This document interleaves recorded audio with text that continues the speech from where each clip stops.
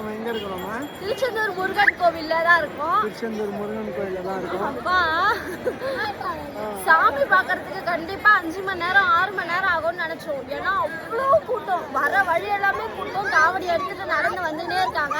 ஆனா நாங்க வந்து 1/4 மணி நேரத்துல சாமி பார்த்தோம். ஆனா 100 ரூபாய் டிக்கெட் எடுத்துட்டு தான் போனோம்.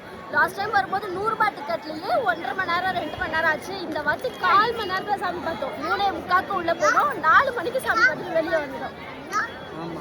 ரொம்ப சூப்பரா தரிசனமாச்சு. நம்ம மெரினால இருந்து அப்படியே பாண்டிச்சேரியில இருந்து கடலூர்ல இருந்து வேதாரண்யம், வேதாரண்யத்துல இருந்து கோடியக்கரைல இருந்து ராமேஸ்வரம், தனுஷ்கோடி, இன்னொரு கடற்கரைக்கு போறோம். திருச்செந்தூர். இப்ப இதுல வந்து இன்னொரு கடற்கரை எது அப்படின்றத நீங்க கெஸ் பண்ணி சொல்லுங்க. ஓகே மக்களே, நெக்ஸ்ட் வீடியோல வரேன். ஓகே மக்களே, பாய்.